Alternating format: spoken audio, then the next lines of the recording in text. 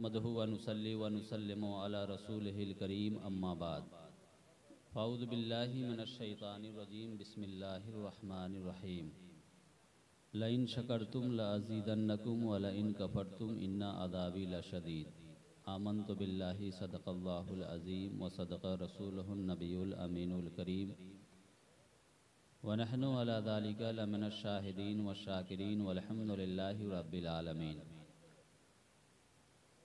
अल्लाह रब्बुल इज़्ज़त का लाख लाख शुक्र और उसका एहसान अज़ीम है कि हम और आप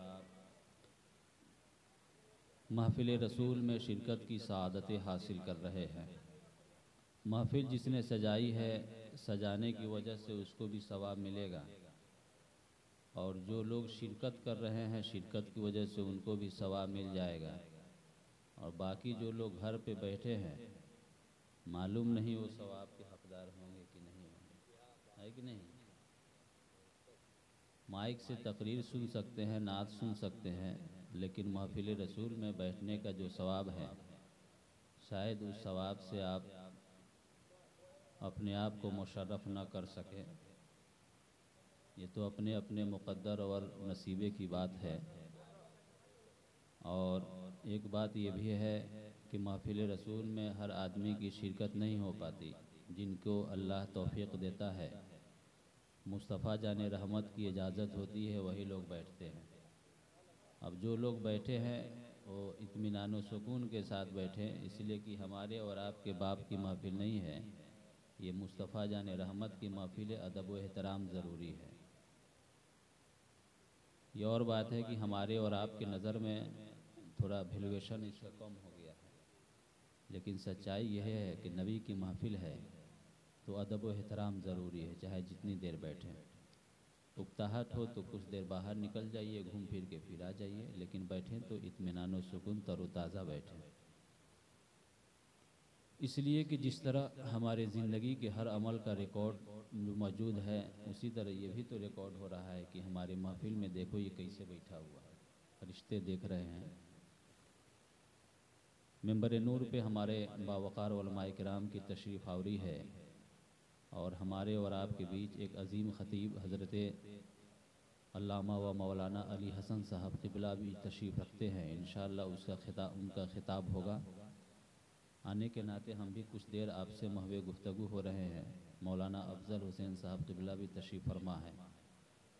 दुरूद पाक पढ़ लीजिए आप लोग। अल्लाहुम्मा सल्ली अला सय्यिदना व मौलाना मुहम्मदिन बारिक वसल्लिम सलातुम व सलामुन अलैका या रसूलल्लाह सल्लल्लाहु अलैहि वसल्लम। आमद सरकार के मौके पे अल्लामा इकबाल ने नाते पाक के चंद मिसरे कहे थे, आप भी सुन लें। हो न ये फूल तो बुलबुल का तरन्नुम भी न हो,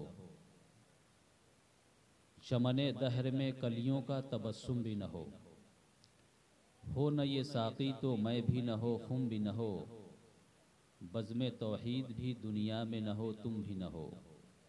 ख़ेमए अफ़लाक का इस्तादा उसी नाम से है, नब्ज़ हस्ती तपिश आमादा उसी नाम से है, कि मोहम्मद से वफ़ा तूने तो हम तेरे हैं, ये जहाँ चीज़ क्या लौहो कलम तेरे हैं, और क़ुव्वते इश्क़ से हर पस्त को बाला कर दे, दहर में इसमें मोहम्मद से उजाला कर दे।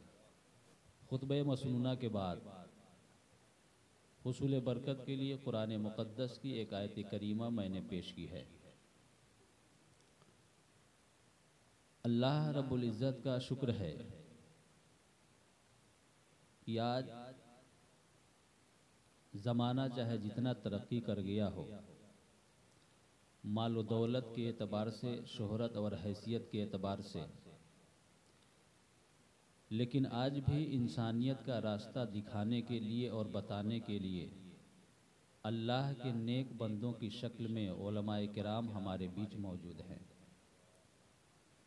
बग़ैर किसी गरज, बग़ैर किसी दुनियावी फ़ायदे के अल्लाह और उसके प्यारे रसूल की प्यारी बातें हम तक पहुँचाते रहते हैं। हमारी ज़िंदगी में अंधेरों को दूर करके उजालों को फैलाने की कोशिश करते रहते हैं, जिसका अज्र अल्लाह तबारक व तआला उन्हें अता फरमाता है। और हर दौर में ऐसे अल्लाह के नेक बंदे मौजूद रहेंगे और जिस दिन इन नेक बंदों की मौजूदगी ख़त्म होगी, क़यामत कायम हो जाएगी। जब इस दुनिया में अल्लाह तबारक व तआला की वहदानियत का इकरार करने वाला कोई नहीं था, अल्लाह की बारगाह में अपनी पेशानी को झुकाने वाला रुए ज़मीन पे कोई नहीं था, तो अल्लाह ने अपने महबूब को आखिरी नबी बनाकर इस दुनिया में भेजा। मुस्तफ़ा जान रहमत इस दुनिया में आए और इस्लाम की शक्ल में हमें एक दस्तूर ज़िंदगी अता फरमाया, जिस दस्तूर में माँ की गोद से लेकर कब्र की गोद तक इंसान की दुनियावी और उखरवी जिम्मेदारियाँ क्या है, समाजी और माशी जिम्मेदारियाँ क्या है, वो तमाम चीज़ें हमें और आपको बताई गई। उस पर अमल करने के फ़ायदे भी बताए गए और अमल न करने की वजह से जो नुकसानात हमें होंगे उससे भी आगाही की गई। बावजूद इसके इस दुनिया में ऐसे लोगों का परसेंटेज ज़्यादा है जो दस्तूर इस्लाम पर अमल नहीं करते। दुनियावी एतबार से और उखरवी एतबार से उन्हें नुकसान होता है, लेकिन उस नुकसान का उन्हें अंदाज़ा नहीं होता। रुए ज़मीन पर करोड़ों इंसान है, लेकिन हर इंसान साहिब ईमान नहीं है। लेकिन जो साहिब ईमान है उसके लिए दुनिया की कोई अहमियत नहीं है, आखिरत की दुनिया उसके लिए अहम है। ये दुनिया चाहे जिस तरह गुजर जाए, आखिरत की दुनिया में कामयाबी मिल जाए, उसके लिए असल कामयाबी वही है। और उसके लिए अल्लाह तबारक व तआला ने हमें उन तमाम चीज़ों को पूरा करने का तरीक़ा अता फरमाया, हुक्म अता फरमाया कि जिसकी बुनियाद पर इंसान अपने नफसानी ख्वाहिशात की तकमील भी करे और साथ ही साथ दुनिया की बुराइयों से अपने आप को अलग भी रखे। उसमें अल्लाह तबारक व तआला ने हमें और आपको निकाह करने का हुक्म दिया। निकाह इस्लाम का वो पाकीज़ा कानून है जो इंसानों के निगाहों की हिफाजत की ज़मानत देता है। निकाह इस्लाम का वो पाकीज़ा उसूल है जो इंसानों को शर्मगाहों की हिफाजत की ज़मानत देता है।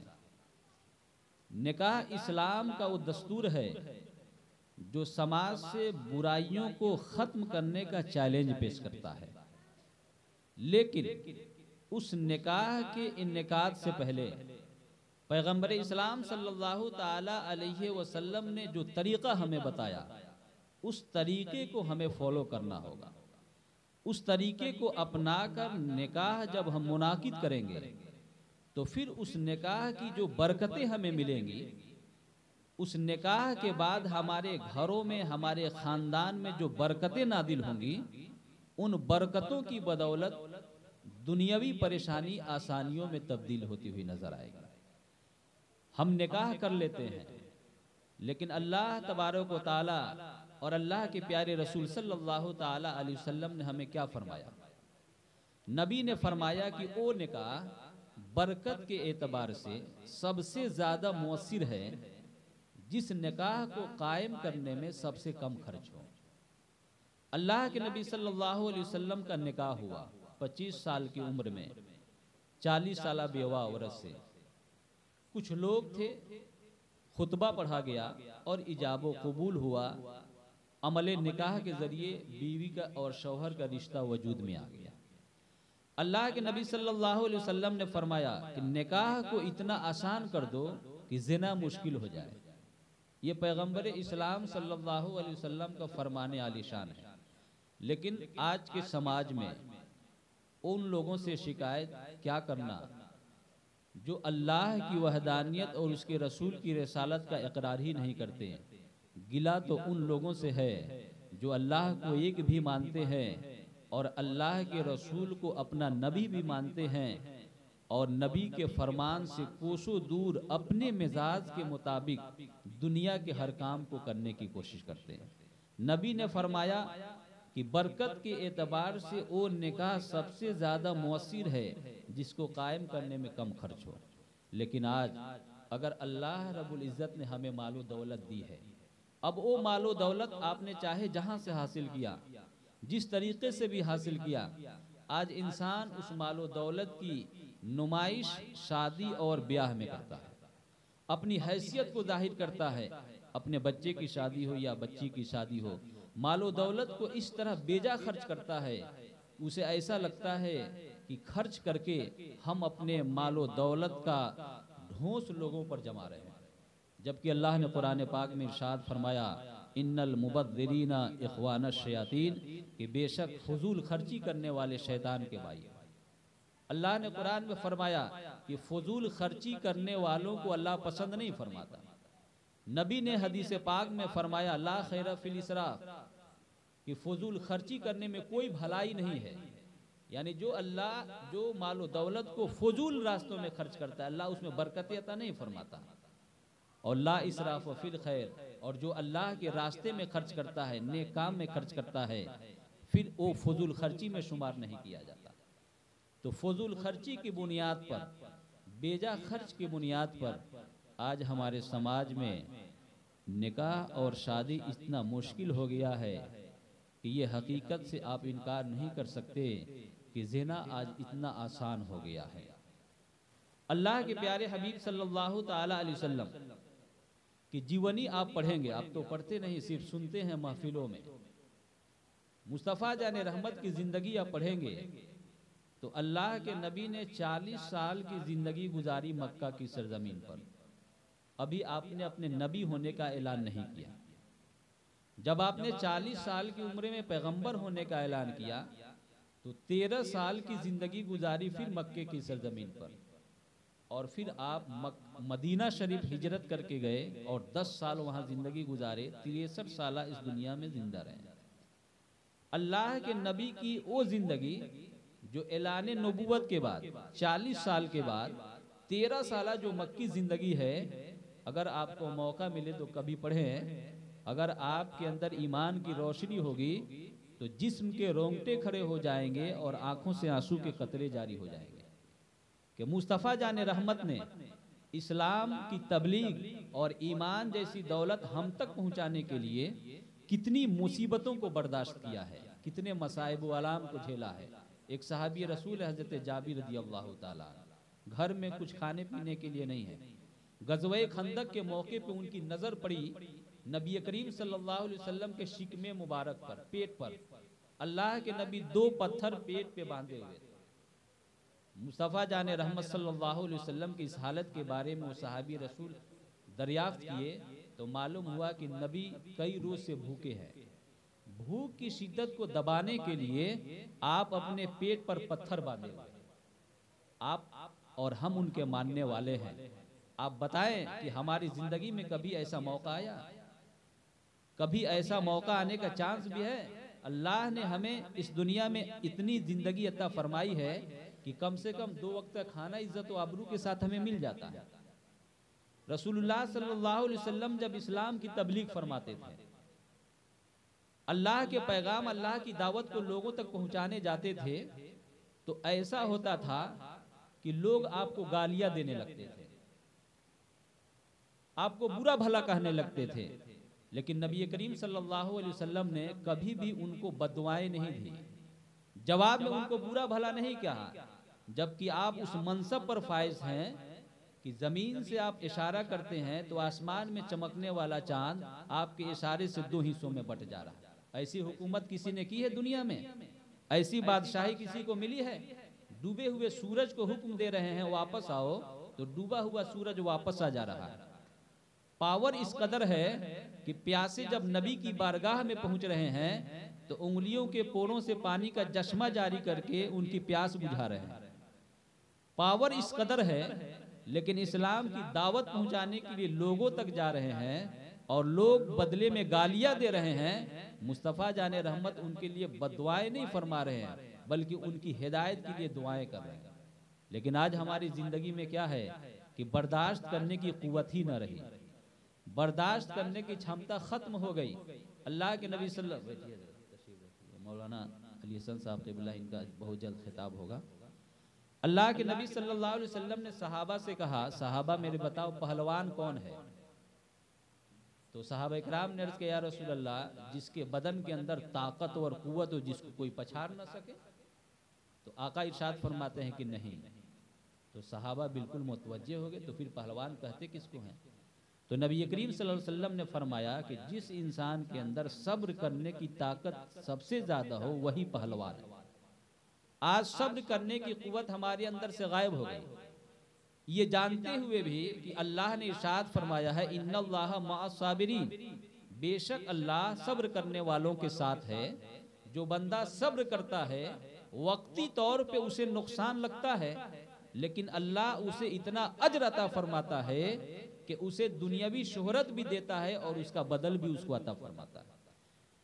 अल्लाह तबारक व तआला ने कुरान पाक में वाज़े लफ्जों में हमें इरशाद फरमाया कि हम जिससे प्यार करते हैं, जिसको अपना महबूब बंदा बनाते हैं, हम उसको आजमाते हैं। और आजमाइश मालो दौलत के जरिए भी होती है, आजमाइश बीमारी के जरिए भी होती है, आजमाइश मुसीबत परेशानी के जरिए भी होती है। अल्लाह के नेक बंदों की जिंदगी को आप देखेंगे, उनकी जिंदगी में इतनी परेशानियां आई, लेकिन कभी किसी मोड़ पर अल्लाह की बारगाह में उन्होंने गिला शिकवा नहीं किया, बल्कि ये सोचकर सब्र किए कि अल्लाह तबारक व तआला जिसने इस परेशानी में मुब्तला किया है वही रब इस परेशानी को दूर फरमाएगा। जब वो आजमाइश में कामयाब रहे तो फिर अल्लाह ने उन्हें वो मकाम अता फरमाया कि खुद ही को कर बुलंद इतना कि हर तकदीर से पहले खुदा बंदे से खुद पूछे, बता तेरी रजा क्या। जब आजमाइश में बंदा कामयाब हो जाता है, तो आजमाइश में बंदा कामयाब कब होता है? बीमारी हुई तो सब्र किए हुआ है, दुआ कर रहा है। मालो दौलत मिली है, आजमाइश है, अल्लाह की राह में खर्च करके उस आजमाइश में कामयाब होने की कोशिश कर रहा है। मुसीबत और परेशानी है, सब्र किए हुआ है, दुआएं कर रहा है। लेकिन आज होता क्या है, थोड़ी सी परेशानी आ गई कि सालों की मेहरबानियां बंदा भूल जाता है। अल्लाह ने उसे कितनी नेमतें दी सबको फरामोश कर देता है। थोड़ी सी परेशानी आ गई, जबान पर फौरन गिला शिकवा शुरू हो जाता है। सेहतमंद था, हट्टा कट्टा था, जवानी मजे से गुजार लिया, और बुढ़ापे में बीमारी पकड़ ली, अब गिला शिकवा शुरू कर दिया। तो ये क्या है? नाशुक्री है। कुरान पाक में अल्लाह ने इरशाद फरमाया, लइन शकरतुम लअज़ीदन्नकुम, कि मैंने तुम्हें जो नेमतें दी है, उस नेमत के मिलने पर अगर तुम शुक्रिया का इजहार करोगे। अब शुक्रिया का इजहार का तरीका क्या है? मालो दौलत मिली है तो राह खुदा में खर्च करें, अगर कोई आया तो जरूरतमंद है उसकी जरूरत पूरी कर दें, बीमार है तो सब्र करें, अगर परेशानी में है तो अल्लाह रब्बुल इज्जत की बारगाह में दुआएं करें। मैंने जो नेमतें तुम्हें दी है, उस नेमत के मिलने पर अगर शुक्रिया का इजहार करोगे तो उस नेमत को और बढ़ा दूंगा। मालो दौलत की शक्ल में नेमत है तो और मालो दौलत को बढ़ा दूंगा। शोहरत की शक्ल में तुम्हें मैंने जो नेमत दी है उसमें मजीद इजाफा कर दूंगा। तुम्हारी हैसियत की शक्ल में तुम्हें नेमत मिली है, औलाद की शक्ल में तुम्हें नेमत मिली है, उसमें इजाफा कर दूंगा। और अगर नेमत मिलने के बावजूद नाशुक्री करोगे, जैसे बेशुमार लोग हैं कि अल्लाह ने सब कुछ दिया है, जिंदगी में किसी किस्म की कोई परेशानी नहीं है, बावजूद इसके उसके पास चले जाइए तो हमेशा रोता ही रहता है, गिला शिकवा ही करता रहता है। नेमत मिलने के बावजूद अगर तुम मेरी नाशुक्री करोगे तो अल्लाह इरशाद फरमाता है कि याद रखो, इन्ना अदाबी लशदीद, मेरा अजाब बहुत सख्त है। रहमान और रहीम मेरी सिफत है तो कहार और जब्बार भी मेरी ही सिफत है।